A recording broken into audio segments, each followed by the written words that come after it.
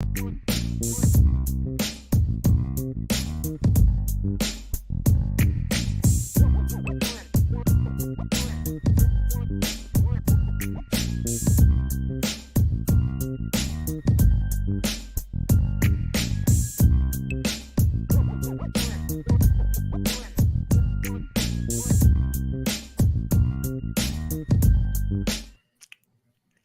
we doing? Irish breakdowns, Ivy Nation Sports Talk. Vince is back on a Thursday.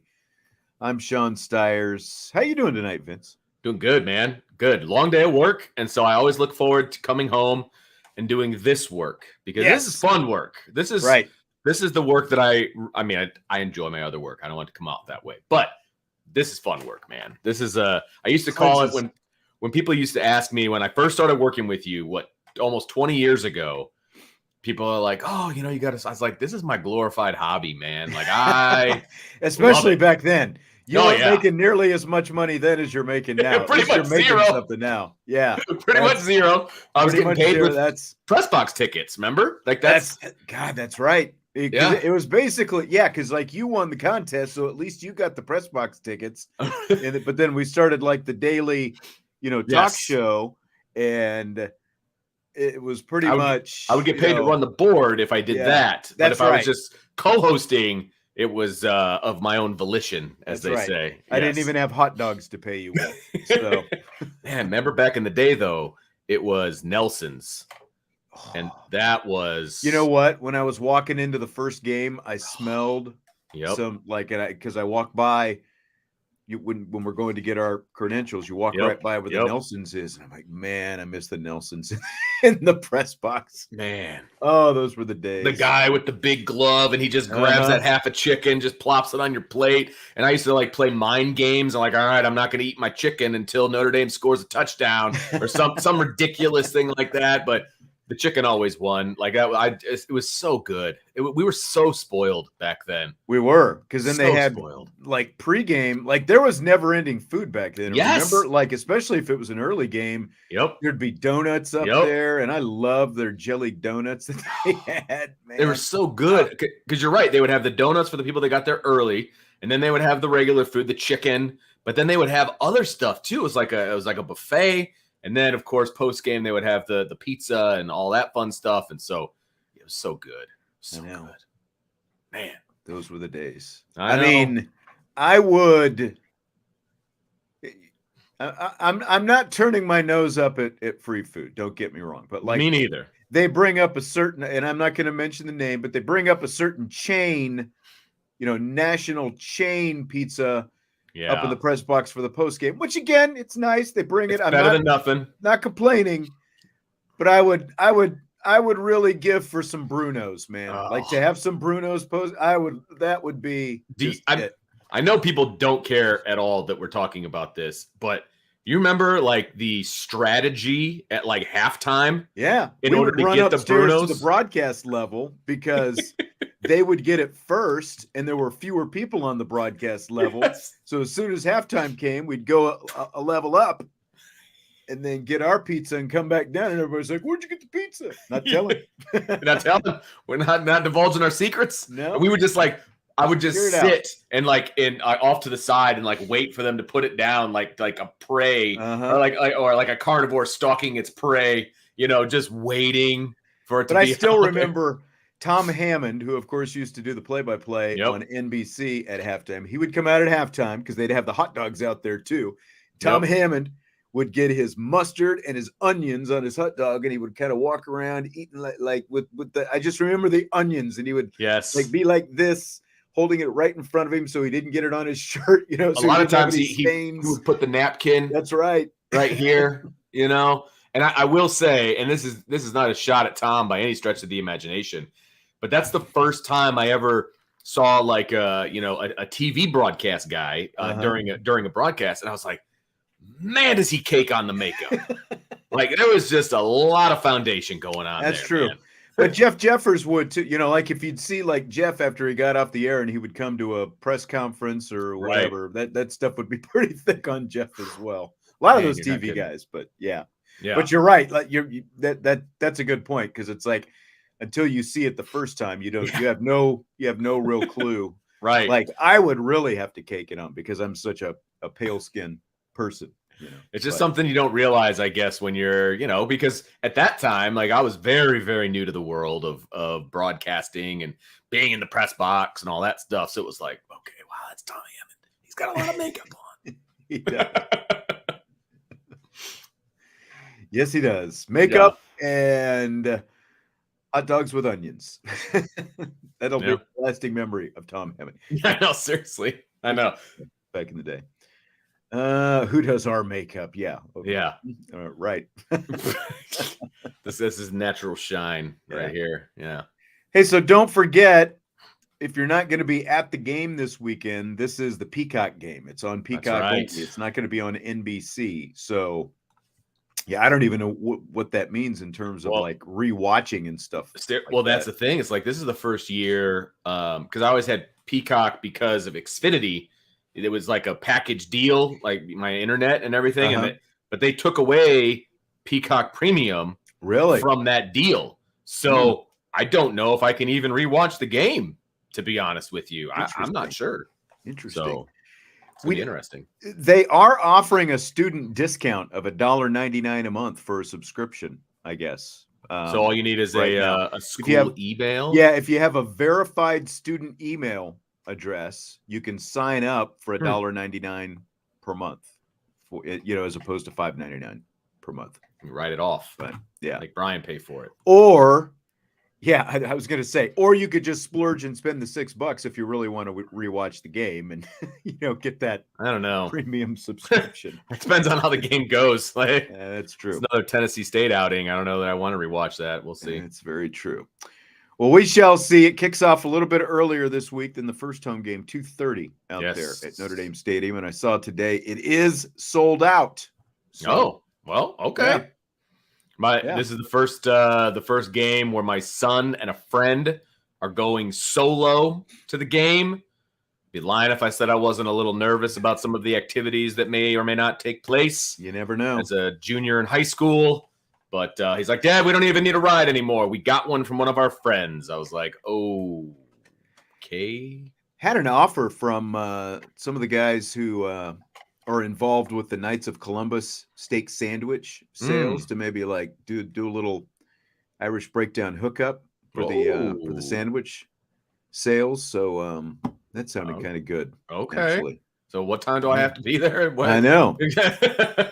I mean, just saying. I know. Have to track those down.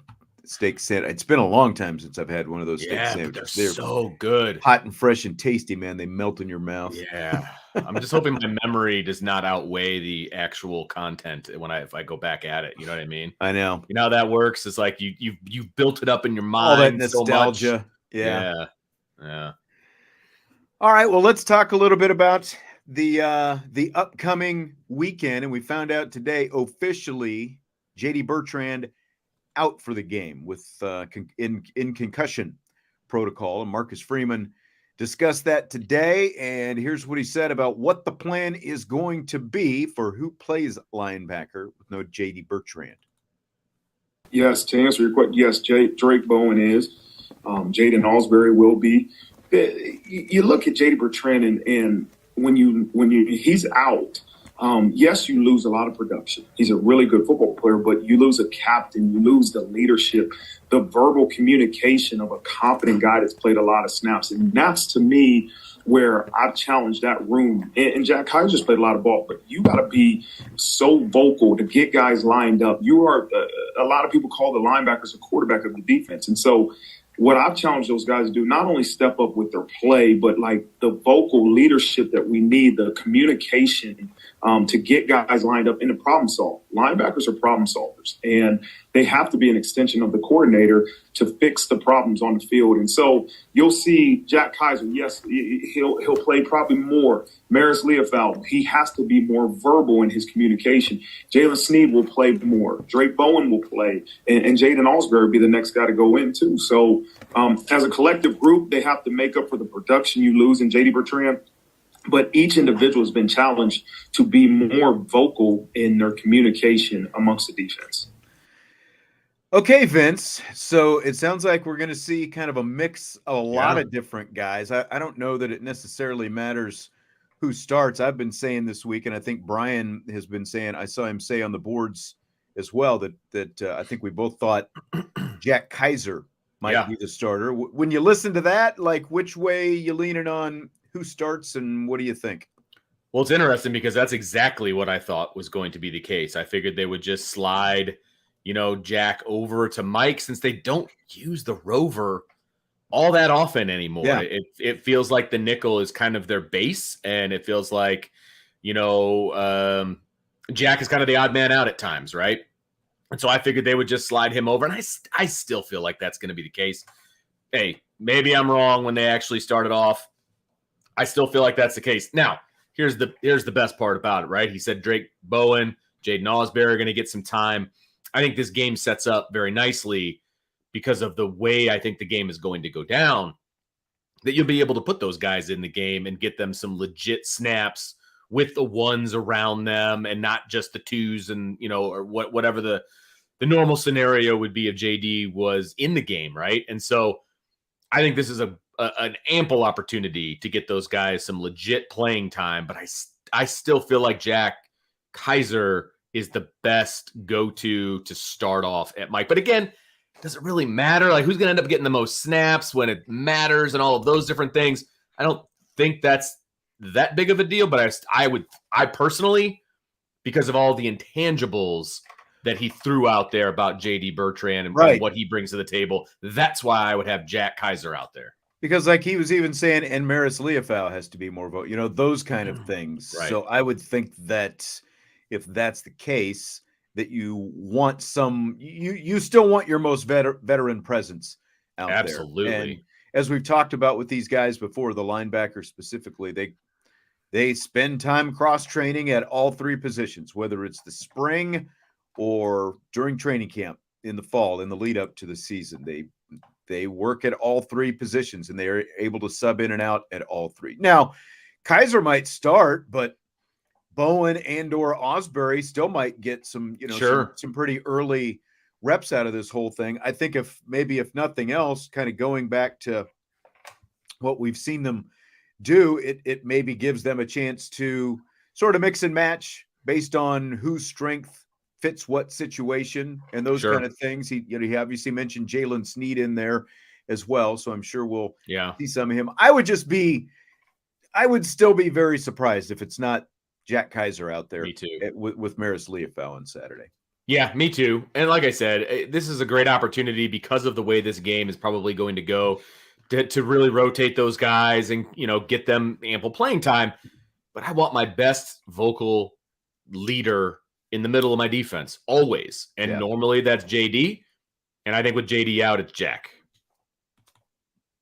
I agree. I completely agree. That's the way I've been leaning all week, and that's still kind of the way that I'm leaning. And and again, like he said, Jack is gonna be in there a lot. Yeah, for sure. So I think we're gonna see him. And again, we think the game is gonna play out a certain way that's gonna benefit Notre Dame. So how much it matters, I don't know.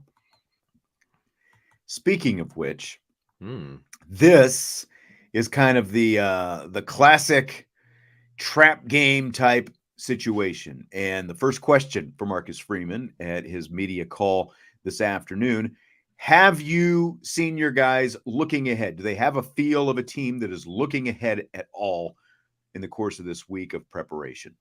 Oh, absolutely not. We put a lot of emphasis on staying in the moment, winning the moment. And again, that's been my message to the team. And it's been that way all year, right? Because every Saturday we have one goal, and that's try to continue to play at our full potential. And in order to do that, you have to win these moments in the day. And so I remind them, if their mind ever starts to drift or somebody tries to talk about the future, it's just a great reminder for us to refocus and get back in the moment. So we've had two really good practices, Tuesday and Wednesday, and we need a third today.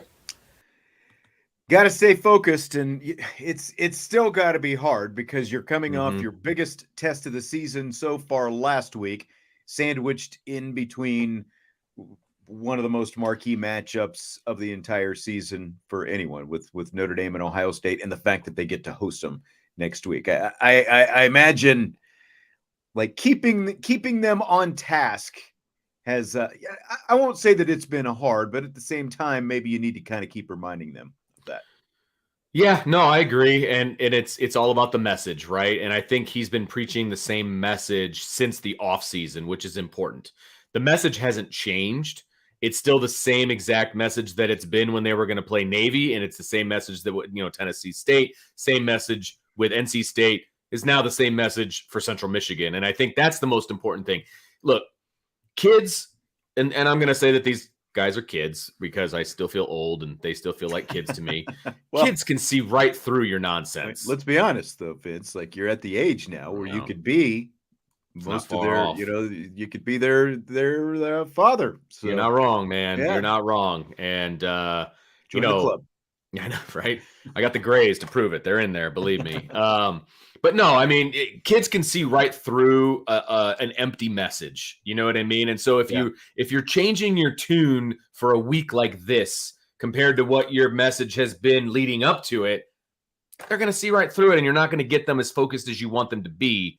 It's been consistently, and people have asked him about it. It's been the consistent message all the way through. Be in the moment, one play at a time, all that. And yes, it sounds cliche, but that's been the message the whole way. And it's again the message now, and it will continue to be the message going into Ohio State as well. Yeah. And I mean, this is the true test of if that message, exactly what it means, and can they stay up and right.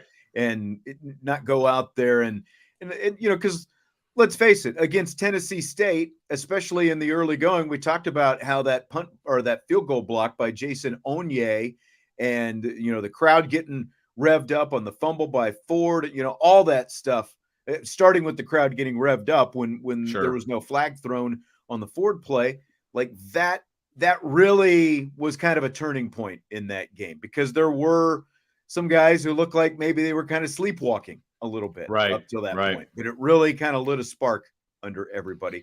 You obviously hope you never want to have that kind of situation where you need that kind of thing in a game. So again, like, to me, this is going to be a real test to see if some of those miscues that Marcus Freeman had in the misfires in season 1 are truly behind him.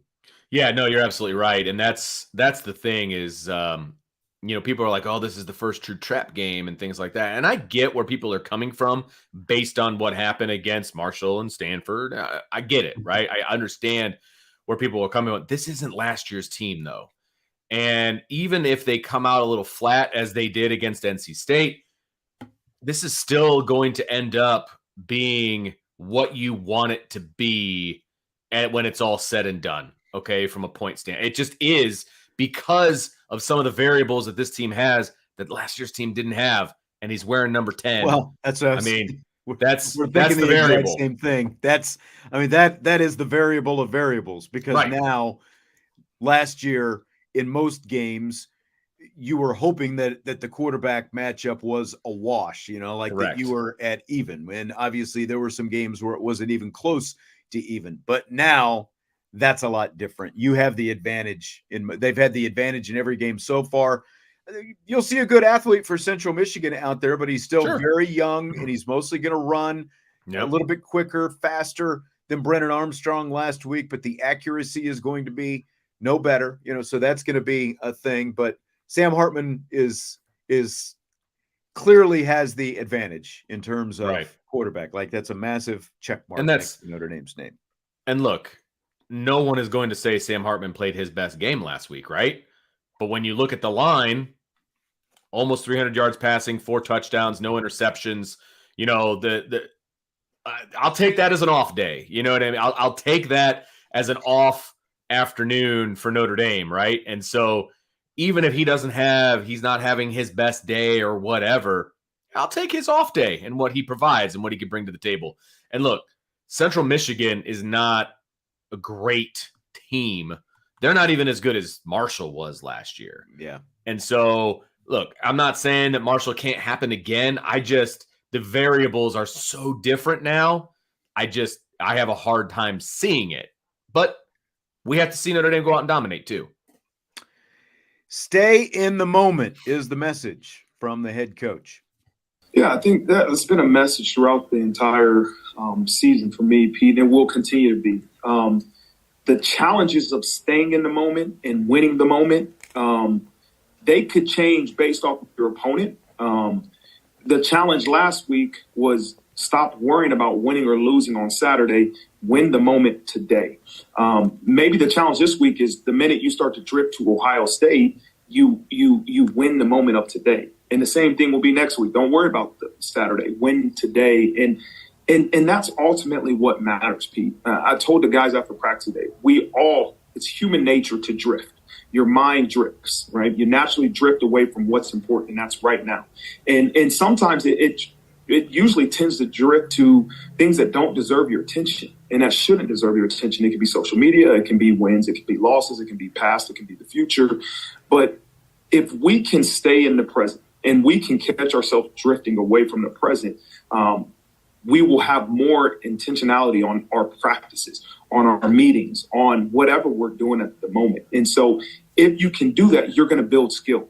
You're going to become a better football player as an individual.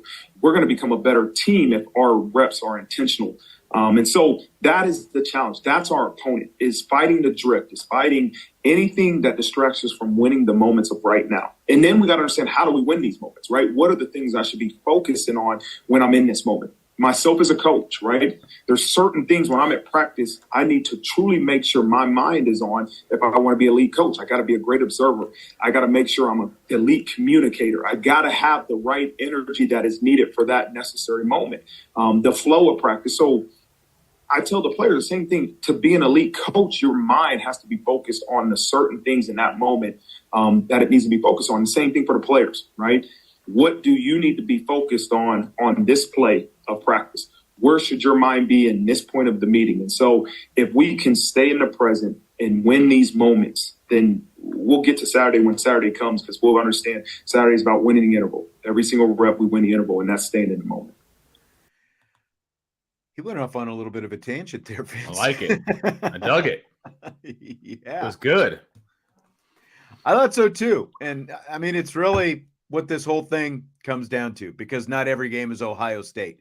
Not every game is USC. Not every game is Clemson. You're going to play some tomato cans. And are you going to be focused, or are you going to take, are you going to get knocked around a little bit? Yeah. Well, and that's the thing. It's Notre Dame can come out and play their C game and still dominate Central Michigan. I mean, those are the facts, right? And I hope so. That's where I'm at. As you've reminded me before, I said that against Stanford last week. And agreed, and I said it too. I'm obviously way more confident. Last year, yeah. Yes, right. I said it too. I'm obviously way more confident in this team than I even was against last year's team. And here's the thing. I wouldn't even call this particular game a trap game. It's more like Duke is a trap game, because Duke could beat you. That, Central Michigan doesn't have the horses to beat Notre Dame. They just don't. Now, I'll probably eat my words, and Notre Dame will have the worst game they've ever played, whatever. But, trap games are against teams that can legitimately beat you, and I just don't see that being the case this particular week, right? Again, they'll probably prove me wrong and play the worst game ever, but that's the way I see it going in. And again, this team has been prepared differently than a lot of other teams that I've ever seen at Notre Dame. And they're all saying the right things, and not only are they saying the right things, they've done the right things in the first 3 weeks. They've demolished teams that they should demolish. They beat teams that they're supposed to beat in the manner in which they're supposed to beat them. Yeah. You know what I mean? And so that's why this team is different. That's why I don't see this particular game as a trap game. Yeah. I love it. I love going for the kill shots, man. And we didn't see enough of it for about a dozen years there when there were opportunities. Don't take your foot off the gas. Keep it right down. Keep going. Yep. And is running up the score. No, it's been natural game flow that we've seen. You've got the reserves out there. They're Sure. they're just still running the offense, playing the defense. Joe says ESPN has Hartman at number 5 in quarterback rating. Do you buy or sell? He stays in the top 5 at the end of the year. I mean, I would like to think so. I think a lot of teams, a lot of quarterbacks are feasting on weaker opponents at the moment, Sam Hartman included. And, he's only played, 2-ish games of football, so far this season. So, yes, there's been 3 games played. 2.5 technically. 2.5. Yeah. So, I think by the end of tomorrow or by the end of Saturday, excuse me, I think it'll end up being 3 out of 4 games. Like he'll end up, because I think he'll probably be done around halftime. So I think he has every opportunity to be there. I just don't know that this team is going to need him to be there every week, like week in and week out, just because of the way the run game is. You know what I mean? Like, he's like, not. Is he gonna? Yeah. They've won all these, 2 of the games fairly handily. The third game ended up being more lopsided, but he hasn't put up like gaudy numbers by any means.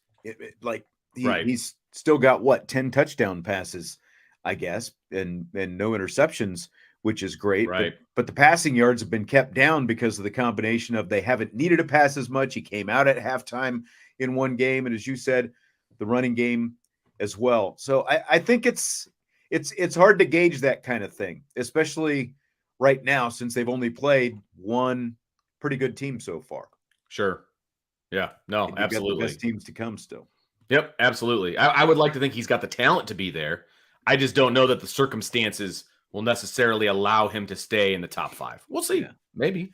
Tommy says he won't be watching the game live, but he can't wait for the post-game show. Coming in there, just making crap. All right. Come on in. Just come on in. It all up. We're good. Why not? Well, with that, Vince, are you ready for rapid fire?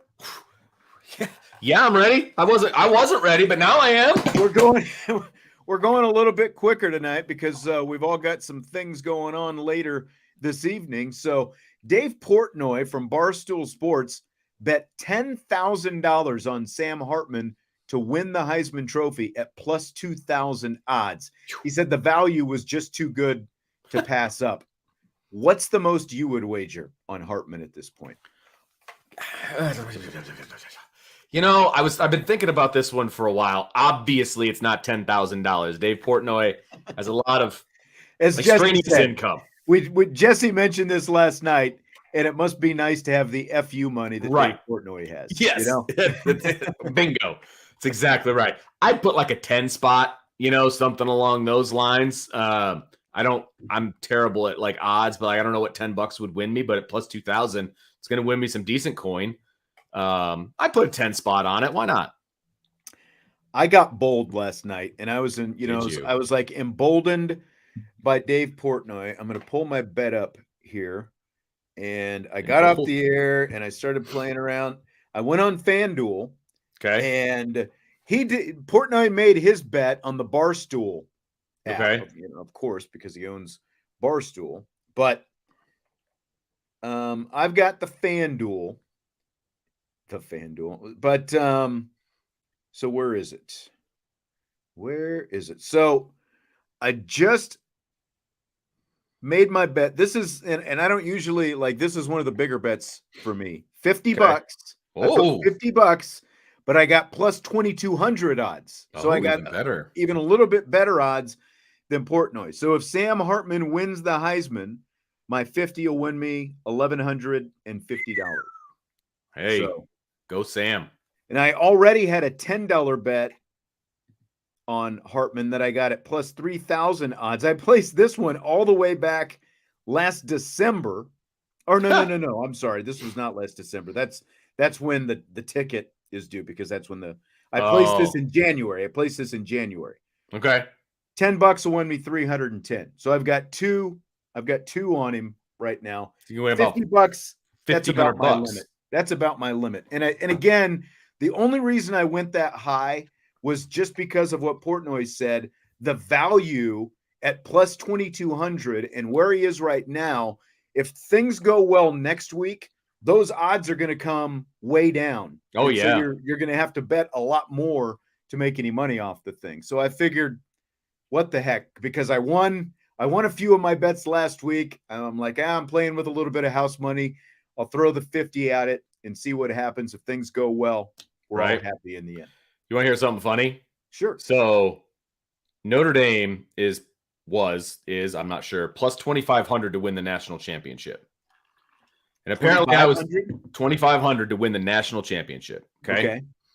On January 13th, I'm guessing that's right around the time Sam Hartman said he was going to come to Notre Dame. I placed a $20 bet. Okay. 5 months later, apparently I forgot that I placed said bet. Did you cash it out? On May 30th, I placed another $20 bet that they would win the national championship. So I have two $20 bets. You've got multiple bets. And yes. It's funny because I think I placed a couple. I just logged out, so I'm not going to log back in. But I did I think I did the same thing. It was like I placed a couple, identical bets, and I'm like, I started scrolling. I'm like, I did that twice. What am I doing here? I don't know what I was thinking, but apparently I forgot that I did it. And hey, if Notre Dame wins the national championship, I will win $1,040. Nice. So very nice. Go Irish. All right. So there we go. So $20 is your limit, is what you're saying. Yeah, I don't think I've ever bet more than $20 on anything, and it has to be really, really good odds. You know what I mean? Like I have to be winning a lot. But my general bet is about 5 to 10. Like that's where I'm at. Sure. That's where I'm at. I'm a teacher, people. Okay, Vince. Here's my question for you: do you buy or sell? There is nothing anyone on TV can say about Notre Dame that will satisfy you. I feel like this is pointed right at me for some reason. Well, we got in this conversation earlier this week. The whole Lee Corso thing. Yeah. Remember when Lee Corso was saying Sam Hartman's going to be, and you turned it into, ESPN, they hate everybody, or they hate Notre Dame. That nobody ever says anything good, and that whole thing. I have heard in the past people on TV say good things about Notre Dame, obviously, and they don't have a choice if they're undefeated and, things of that nature. So I'll sell it just because there is something that they can say that's positive. It'll never be enough. See, this is my point. This is my point. Again, we went down this road, and I actually heard some of your post-game show the other night where you're bitching about they're putting Sam Hartman's picture up, from when he was a freshman, and all this. It's like, come on, Vince. This is the most innocuous stuff they can put up. It's like they show the side by side. Here he was 6 years ago. Here he is as a senior with the beard, and here's Vince complaining about it. It's never. I don't remember what I said, but I'm sure it was accurate. Whatever I said was accurate. Of course it was. It was accurate. But it was like a father-son shoot. It was like, there's the father, there's the son. Right. And this whole conversation that we had on Monday, and this is the first time you've been back since Monday. This whole thing, it led to one of our listeners/subscribers going on the boards, and he starts this thread defending Vince's honor in this whole thing. And he's like, well, Sean's a Dallas Cowboys fan. And apparently, Sean just sees the Dallas Cowboys. He's so used to the Dallas Cowboys. They're talking about the Cowboys all the time on TV, as if that's some kind of defense. Because one, in the eyes of TV, radio, newspapers, internet clicks, and all that kind of stuff, Notre Dame, the Dallas Cowboys, the Los Angeles Lakers, the New York Yankees are all the same. Like, you do or say anything about them, you're going to get eyeballs on you. And no doubt about it. And again, to what your defender is talking about, acting like everything, just because the Dallas Cowboys are being talked about, doesn't mean everything is good that they're being talked about. The whole talking point this whole offseason was, Dak Prescott led the NFL in interceptions. Is he any good? Can Dak Prescott still win? And this kind of stuff. And, 2 or 3 years ago, it was all about Dak's contract. So now it's about his turnovers. Here's a fun fact that I just found out. I didn't know this until earlier this week. Josh Allen threw 3 interceptions against the Jets Monday night. And after that, I found out, did you know over the last 5 years, Josh Allen has the most turnovers of anyone in the NFL? For this year or ever? Over the last 5 years. Oh, okay. I missed that part. Okay. Last 5 years. Interesting. Yeah. He scores a lot though, too. But you don't care because he plays for the Buffalo Bills. That's fair. If he played for Notre Dame and he's turning the ball over like that, if he plays for the Dallas Cowboys, obviously, it's a much bigger deal, is my point. Yeah, no, that's a good point. That's a very good point. Now, again, I know I don't know if it's even worth it for me to play this because what do you got for me? It's probably going to fall on deaf ears. So I've got a piece of audio that I'm going to play. All right. This is like this whole concept of like all the media, ESPN hates my team. Joe Buck hates my team. Whoever hates my team. Do you know who Ryan Russillo is? I do. Okay. Used to listen to his show all the time. He used to work at ESPN. Yep. He was on TV and radio at ESPN. He's at The Ringer now, and he hosts the Ryan Russillo podcast there. Okay. And so this audio is from the Press Box podcast. It's a conversation that he had with Brian Curtis. Brian was on with me in July, if you remember him, guest on our show. I do. So they started talking about fans who think their teams are being slighted. And I thought that this was really interesting. So take a listen to this. One of thoughts and just absurd theories about like why a team is here or why game day showed up for this weekend. And, look, I was on the radio side of game day. So, it was constant. And then you start realizing like, wait, everybody actually kind of feels the same. Like you think you're being treated differently, but so do like 30 other college campuses.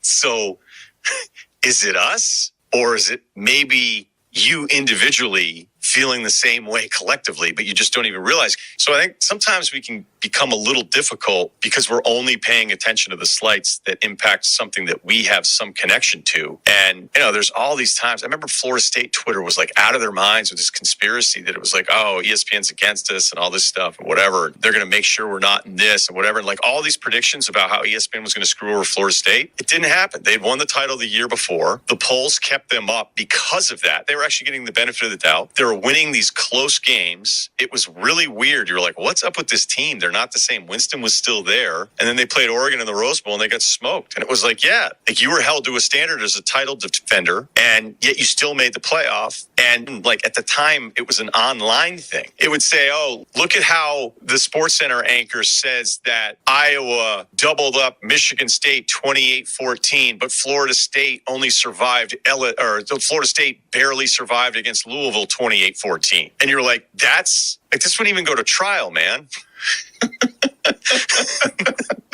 So I always feel like this filter of all of it when you were doing national radio, like this filter of all of it, where it's like, oh, this group's the one that feels like they're the one being left out. And it's like, no, it's actually it's a rotating thing of feeling like you're being diminished. Like, yeah, guess what? Everybody talks about the Cowboys and Lakers too much. I'm sorry. I remember I was at a wedding and it was in Chicago and it was a bunch of Ohio State guys and they were convinced 7-8 deep. They've been drinking. And they come up to me at the reception and they're like, Herbstreit, man, he hates Ohio State. And I was like, I don't think he hates Ohio State.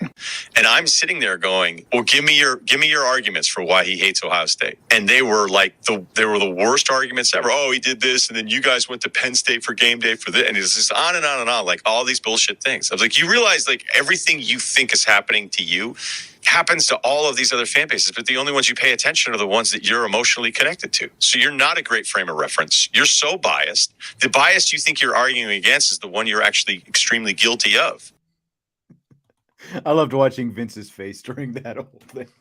What you're talking about. His face was 100% normal during that whole thing because what he said is 1,000% accurate. I am well aware of my You're bias. aware of your biases. Oh my gosh, absolutely. This is the first time I've ever heard you admit them. I own you're it. aware of your biases. You just wear them on your sleeve. You're darn right. I got nothing to hide, people. I have nothing to hide. All right. Okay? It's out in the open now. Whatever's here, it's coming out here. That's right. There's no doubt. And that's why it's funny because like we've talked before, and again, like hearing you like talk about some of the things that you see in the broadcast, it's like the hot dog story.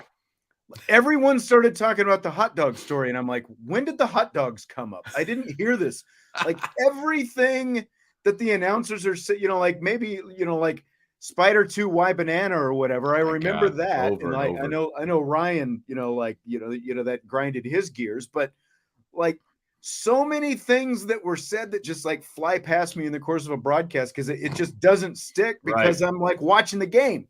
Because like obviously if you're a casual fan, you probably need the announcers a little more, and they're talking to a national audience and all that kind of stuff. They obviously serve their purpose, and like I actually felt like McDonough and Greg McElroy did a pretty good job calling the game myself. Like I didn't have an issue with it. That looked like, I don't know about that, but no, they were fine. Yeah, they were fine. But I'm just saying, like most of the stuff just flies by me. Like I don't even hear most of it anymore, it seems like. And that's coming from a guy who's a play-by-play announcer myself. That's true. Obviously. But, well, you let the crap filter through. You don't I guess you don't pay attention to that part. You listen to the nuts and bolts of the play-by-play stuff and what they're talking about. That's where you are. Right. You know what I actually do miss though? I realized there was so much shtick to it, but the Mark May, Lou Holtz days. Oh, that was glorious. There's a lot more fun, it seemed like back then. Yes, because at the end of the day, you knew that it was a shtick, right? But was there anybody, if you were a Notre Dame fan, was there anybody that you loved to hate more than Mark May? And he ate it up. He leaned into it, man. Like, I don't think that's what they originally were intending to do, but man, did they lean into that shtick. I know. And it was great. See, this is my point here. Like just one ND gal says, Herbstreit is embarrassingly in the bag for the Ohio State University. The man lived in Columbus, Ohio, and because Ohio State fans were coming at him all the time because they thought that he was anti his own school, he picked up his family and he moved to Nashville. Yeah. But yet there are still people who believe that, Herbstreit went to Ohio State. He's totally in the bag for Ohio State. I don't buy it. It's all based on your perspective, man. And I've never watched a game as a neutral, like not a fan of either team and sat there and gone, oh, he's biased. He's totally biased for this team or against this team or what. Like you don't hear it at all when you're watching, when your team is not involved. I would challenge anyone to say, well, I was watching this game and these guys were definitely for if it's a national broadcast, like as long as it's not like the regional broadcast and local things like radio that. Or of course. Whatever. Like that's obviously the exception to the rule of what you're challenging people to do. But yeah, no, I'm with you. I've never thought like Joe Buck, for example, is one way or the other for a baseball team during the playoffs. Like I've never thought that ever. But for some reason people don't like Joe Buck. You know what I mean? What's funny is like Joe Buck would get that all the time when he was doing baseball, but like football fans, you never really heard that from football. It's more Aikman, and again, Aikman, he's got the Dallas Cowboys affiliation, but guess who also thinks that he's too hard on the Cowboys? Cowboys fans. Yeah. He hears it from Cowboys fans, Eagles fans, Giants, he hears it from both sides. All the time. Like if you ever listen to any interviews. And there's no chance, there's zero chance that two-time Cowboys Super Bowl champion Troy Aikman is going to be able to make both sides of the aisle of football lovers happy. There's nothing he can do. There's literally nothing he can do. Again, Michael says Herbstreit picked NC State on ESPN Game Day last week. Nobody else beat Notre Dame. Solo act loud and clear. So just because he had an opinion on the game, he had his own opinion on the game. That makes him biased. Okay. Like people really ate that up. Like I know ate it up. I don't know how many screenshots of the pics that I saw on X, after the game. And they're like, "We're coming for you, Kirk." Yeah, it's like, whoa, he made a pick on game day. Right. It is not that big of a deal. As man. I've said before here, like if we have to make the picks, what good does it do to make the pick if we're just going to rubber stamp one team or the other? Like, right. So everybody else picked him, so he's just supposed to go along because everybody else picked him? Yeah, exactly. Yeah. It's ridiculous. Yeah. Like, it's okay. He's doing it for his job. Whether he thought Notre Dame would win or lose is one thing, but maybe he was trying to catch up in the overall season thing and like, well, everybody's going Notre Dame. I'm going to go out on a limb and go the other way. Like, I guarantee you he didn't think that much into it. Guaranteed. So here's Brent. Joe Buck was extremely biased versus the San Francisco Giants, 3 World Series championships. And of course, he's from California, just a little bit south of the Bay Area there. Well, as a Kansas City Royals fan, Brent, they beat the Royals in the 2014 World Series. And I can tell you that every one of my Royals, or most of my Royals fan friends, thought that he was anti-Kansas City. And that's usually the way it works out. It's like, yep. Especially, I think it's especially for baseball, because NFL, we are used to watching games on a national TV broadcast, TV network every week. But with baseball, we watch our local broadcasters. Sure. And we're used to a very pro our team baseball broadcast. And it is too. And it happens the same in the NBA, I think, as well. It's like your team, your announcers the entire season. Then it gets to the playoffs and you've got to watch national guys and they're trying to follow these storylines. Sure. And again, you read into everything that they say one way or the other, and you take that as some kind of bias against your team based on the way you're perceiving it. Right. Well, and somebody in the chat said that he was so pro the Cubs in 2016. And you know what? He was probably pro the storyline, to be honest with you, because. But Cubs fans thought he was pro Indians. Remember? There you go. No, I don't. I remember that whole conversation going on right after that World Series. Fans on both sides, again, they all, it's a matter of which team you're from and really how the games are going. Sure. The whole thing. Like if he gets excited for a big call that happens to be against your team. He loves the Giants or whatever. We're not excited enough. Yeah. You know what I mean? Like it's a lose-lose situation, frankly. And I thought he did a great job because I didn't care what the announcers were saying. I just wanted my team to win. Right. Period. Exactly.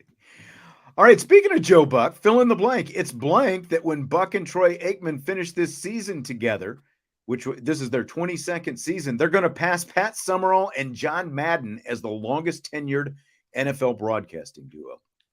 Mind-blowing on a lot of different levels, okay? Number one, I had no idea that Aikman was doing this gig that long. Like, that part all by itself is mind-blowing, right? So that's part of it. And the next part is, I guess I grew up, obviously, with Madden and Summerall. Like, that's how I feel watching NFL football. I grew up with those two guys as the preeminent duo calling games. And so to think that these guys have done it longer is just, it doesn't compute. It doesn't compute in my head because when I think about NFL football and growing up and learning the game and all that, it was Madden and Summerall. Like those were the guys. And it just doesn't feel like those other guys have been doing it as long. Although I think they do a fantastic job. I think they do a great job as a duo. No doubt about it. It just doesn't feel like it's been that long. To me, they're definitely the number one duo on TV right now, probably in any sport. Like that Monday night, the feel of Monday night is so much different now than it's been really probably for almost the same amount of time, 20 years or so, however long it's been, basically. Maybe it hasn't been quite 20 years since Al Michaels and John Madden were there, but it's a lot different, and you're absolutely right. Obviously, me being a little bit older than you, there were other broadcasters before Summerall and Madden, but really that Summerall Madden booth is it's arguably the most iconic of all time. And to think that Aikman and Buck have been together, because like you said, like my whole perception of time is totally skewed. Like anytime I hear like, like however many years have passed or whatever, I have to sit back and think, because like this whole really the last 23 years since I moved here to start, covering and, working, around Notre Dame, it's like everything just seems like it's kind of this one ball, but then time expands back another, like, you know what I'm saying? Like my concept of time is just so much different. And you're absolutely right. Like, to think of the fact that Aikman has even been doing this for as long as he has, because he did it for a year or two, I think, before he ended up with Buck as well. Okay. So like he's going on 25 years or something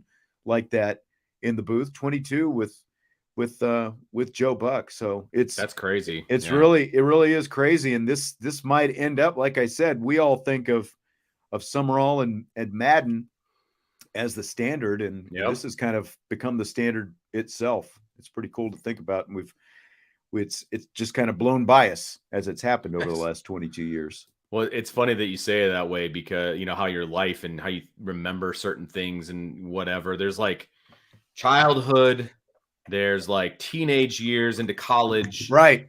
Then there's like, okay, you got married and pre kids, and all of a sudden, and then there's like all the same. Then there's like a black hole of time. You know what I mean? Like there was a very large gap of time where like I never went to the movies. Like I never, I just didn't do anything. You know what I mean?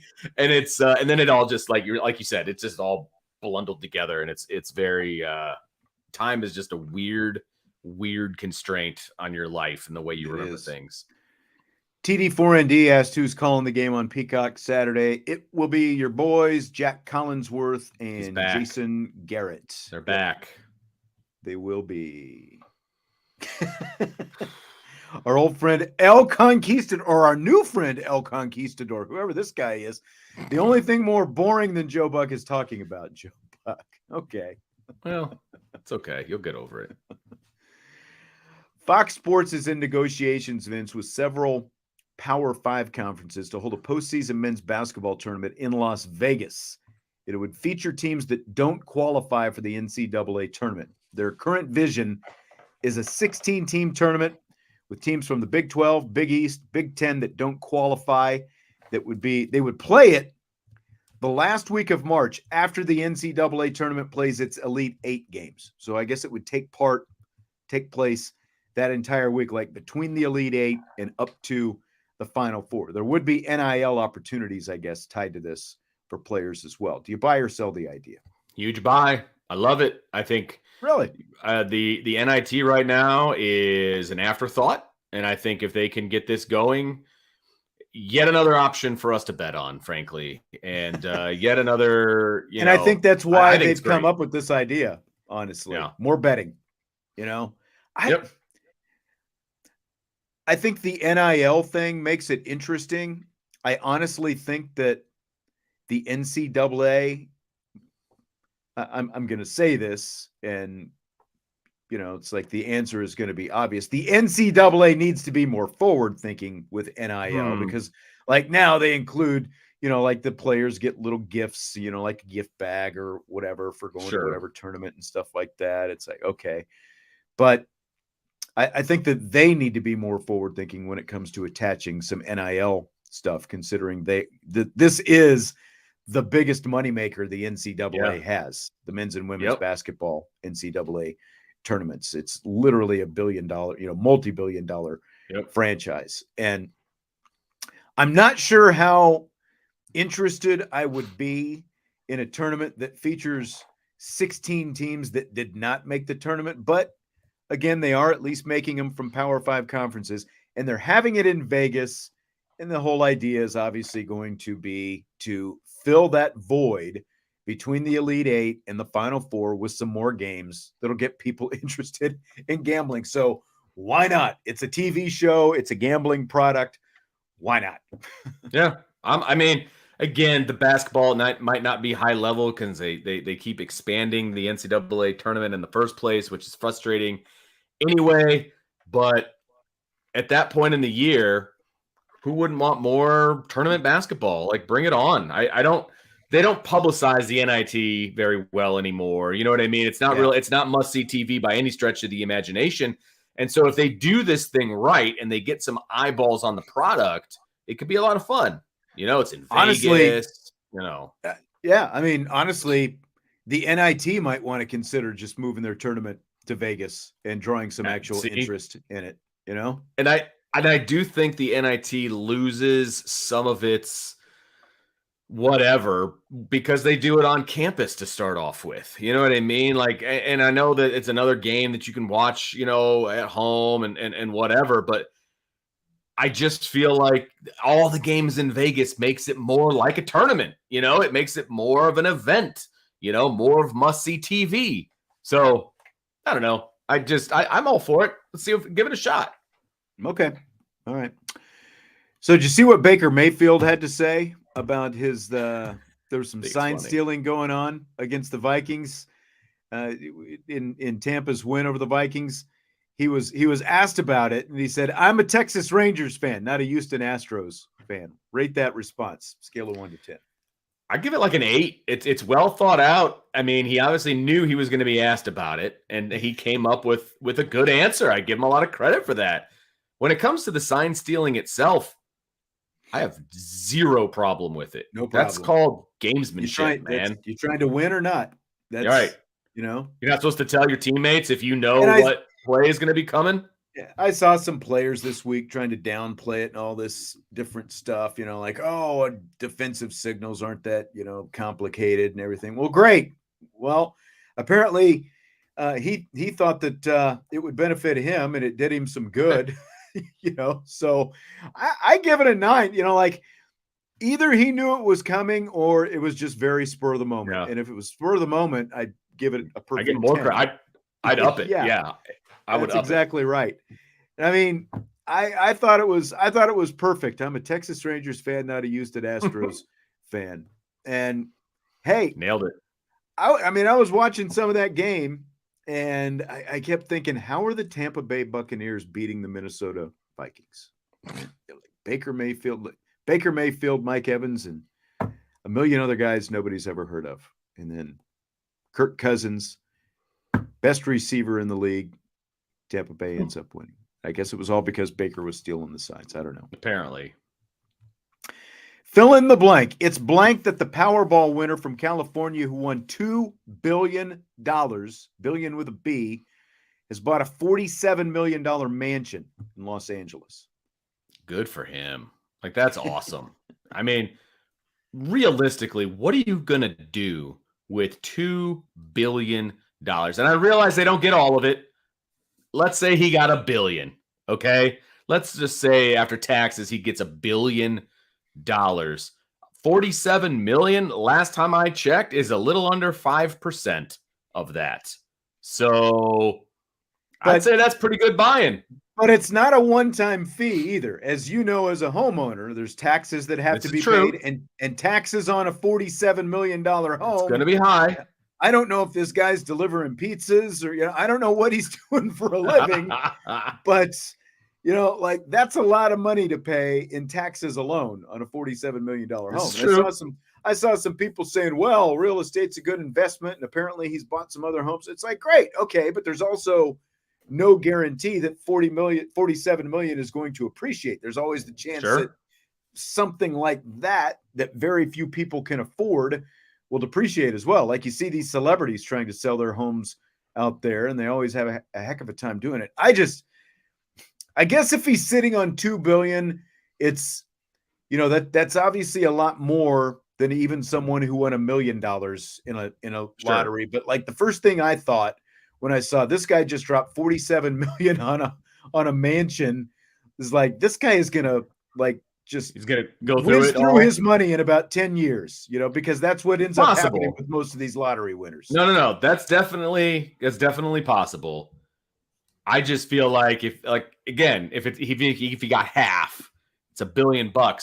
So like, let's say I'm worth $100,000. That means I just spent $5,000 on something. True. It's not that much. Percentage-wise. You know what I mean? But you're absolutely right. It adds up. I mean, it adds up. I thought that was me at first. Yeah, it was me. I think my son's done with practice. All right. Well, I think that is about it for tonight. We've got, of course, one more show. Brian's got his show on Friday. I think his schedule has been a little bit off this week because of, of his travels and stuff going on. But we've got IB Countdown to Kickoff, and the YouTube will drop tomorrow night, Friday night, and of course the podcast will drop Saturday morning. Vince's son is calling, so we're going to wrap this up, and we will talk to you later. Have a great weekend. Enjoy the game, Notre Dame Central Michigan. And again, don't forget, it is Peacock only, so you've got to get that Peacock app if you don't already have it. Hit the like button on your way out, and of course, subscribe, rate, and review, and we will talk to you Monday on IB Nation Sports Talk.